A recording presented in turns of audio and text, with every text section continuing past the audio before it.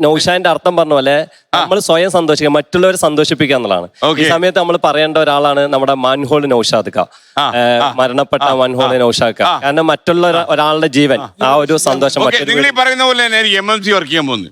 MMC എന്റെ കൊടയിൽ 1 കോടി മലയാളികള് വേൾഡ് എമ്പാടും ഞങ്ങളും അത് കയറി കഴിഞ്ഞാൽ ഗുണം എന്നറിയോ? ഇപ്പൊ രാത്രി 12 മണിയാകുമ്പോ ഈ നൗഷാദിന് മുട്ടയിലൊരു വേദന, ഡോക്ടർമാരെ വിളിക്കാവോ രാത്രി 12 മണിക്ക്?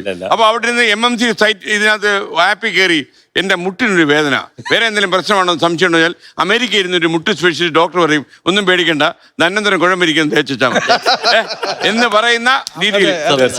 അതാണ് 1 കോടി. മാത്രമല്ല MMC സ്റ്റിക്കറെ കാണും.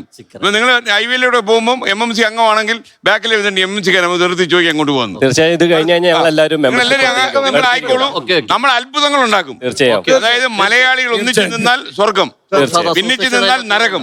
ഓക്കെ, അതുപോലെ ചെറിയ MMC ആട്ടോ, ഞങ്ങൾ ചെറിയ MMC. കാരണം എന്താ വെച്ചാല് ഞങ്ങൾ കോഴിക്കോട് ഞാൻ യാത്ര ചെയ്യുകയാണെങ്കിൽ ഞങ്ങൾ കാറിനോ എന്തെങ്കിലും പരിക്ക് പറ്റിയാൽ ഞങ്ങള് കൊല്ലത്തേക്ക് വിളിച്ചു പറയും.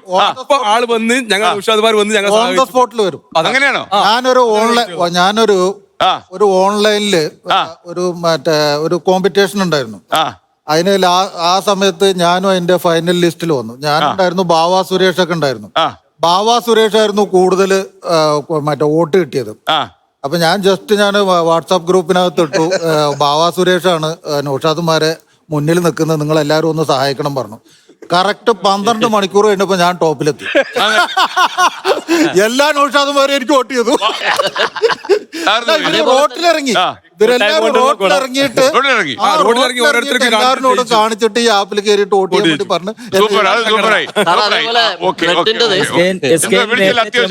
എന്റെ പേര് നൗഷാദ് കുത്തിയതോട്. അത് മനസ്സിലായിട്ടുണ്ടാവൂലോ? കുത്തിയതോട്, ആലപ്പുഴ ജില്ല, അരൂര്.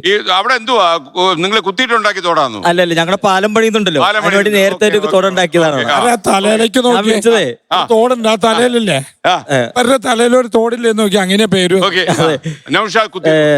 നേരത്തെ നമ്മുടെ മുൻ പ്രസിഡന്റിനോട് ചോദിച്ചായിരുന്നു, പത്നി എന്താണ് ഇതിനെ പറ്റി സപ്പോർട്ടാണെന്നൊക്കെ ചോദിച്ചില്ലേ? ധർമ്മപത്നി. ഇതിൽ ഏറ്റവും വ്യത്യസ്തമായ ഒരു കാഴ്ചപ്പാടുള്ളത്, ഞങ്ങൾ എല്ലാ ജില്ലക്കാരും കുടുംബ സംഗമം എന്ന പേരിൽ എല്ലാ വർഷവും നടത്താറുണ്ട്.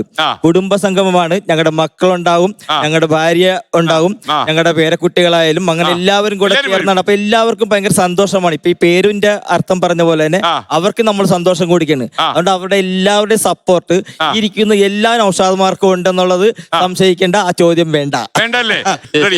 ചേട്ടാ സീരിയസ് ആണോ ചേട്ടാ? ചേട്ടൻ എന്താ വലിയ എനിക്കൊന്ന് ചേട്ടന്റെ ഇരിപ്പ കണ്ടപ്പോഴേ ഏതാണ്ട് ആ പ്രൊഡ്യൂസർ 5000 രൂപ കടം മേടിച്ചോലെ.